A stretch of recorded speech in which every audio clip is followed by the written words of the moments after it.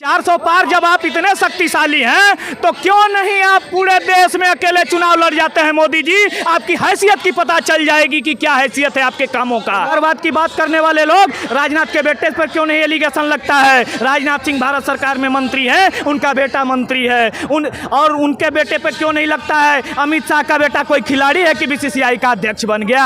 आप कहते हैं मोदी जी कि हमने झोला लेकर आया, झोला लेकर चले जाएंगे। कौन सी ऐसी परिस्थिति आई आपको झोला लेकर जाने की। आप तो कुछ छोड़बे नहीं किया, सारे चीज को बेच दिया आपने, अडानी अंबानी के हाथों में बेच दिया।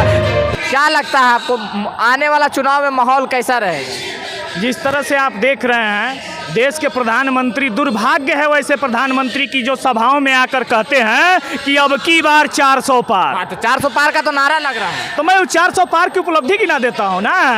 400 पार जब आप इतने शक्तिशाली हैं तो क्यों नहीं आप पूरे देश में अकेले चुनाव लड़ जाते हैं मोदी जी। आपकी हैसियत की पता चल जाएगी कि क्या हैसियत है आपके कामों का। मोदी जी आप तो छोटे छोटे पार्टियों को जोड़े, पहले कहते थे ये महागठबंधन है, और आप तो कम से कम इस देश के 42 पार्टियों का गठबंधन करके चुनाव लड़ रहे हैं। आपकी कौन सी ऐसी परिस्थिति आ गई। आप तोड़ने और जोड़ने में विश्वास रखते हैं, आप तोड़ने में विश्वास रखते हैं, लेकिन हम लोग जोड़ने में विश्वास रखते हैं। और दूसरी बात मोदी जी ख्याल कर लीजिएगा, आपने इतना ज्यादा धोखा कर दिया है कि आप पे आपके एक एक कार्यकर्ता पे कोई विश्वास करने वाला नहीं है। आपकी तो बातें छोड़ दीजिए। मोदी जी कह रहे एक अकेला आदमी मोदी जी को हराने के लिए सब पार्टी एक साथ है। मोदी जी तो कहते हैं कि मैं झोला लेकर आया हूं, झोला लेकर चले जाऊंगा, यही ना कहते हैं। लेकिन मोदी जी एक दिन में जानते हैं 10 लाख का सूट बदलते हैं, दिन भर में 10 सूट बदलते हैं। और दूसरी बात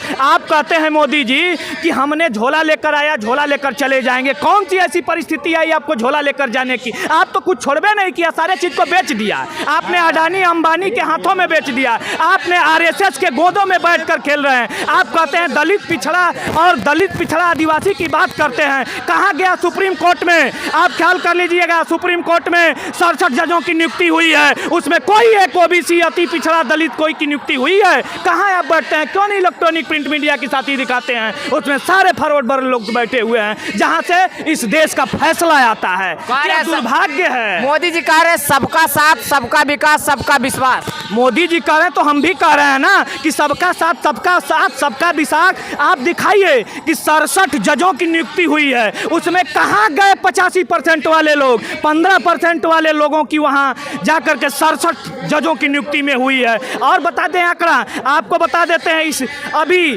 2023 का आंकड़ा बता रहे हैं, इस देश में प्रोफेसरों की वैकेंसी हुई है यूनिवर्सिटी में, केंद्रीय विश्वविद्यालयों में, जिसमें 53 प्रोफेसर की नियुक्ति हुई है और उसमें 49 प्रोफेसरों की नियुक्ति हुई है 15 लोगों की, 15% वालों की, और 2 लोग में 85%। इनका दिखावा कुछ और है और करना कुछ और है। ये नहीं करते हैं, करने वाला तो कोई और है, इनको मुखौटा बनाया गया है। और कहते हैं परिवारवाद की बात करते हैं। परिवारवाद की बात करने वाले लोग राजनाथ के बेटे पर क्यों नहीं एलिगेशन लगता है। राजनाथ सिंह भारत सरकार में मंत्री है, उनका बेटा मंत्री है, और उनके बेटे पर क्यों नहीं लगता है अमित शाह का बेटा कोई खिलाड़ी है कि बीसीसीआई का अध्यक्ष बन गया। अरे आप करते हैं तो रासलीला और मैं करूं तो कैरेक्टर ढीला। यही आप में और हमारे में अंतर है। और पूरे बिहार में पूरे देश की जनता तेजस्वी पे विश्वास करती है। और देखिएगा, मैं दावे के साथ कह रहा हूं, बिहार में एक 34 वर्ष का नौजवान 25 में आएगा और 24 में इस देश की गद्दी पे 45 वर्ष का नौजवान आएगा। यही नौजवानों की उम्मीद है, सारे लोगों की उम्मीद है। हाँ।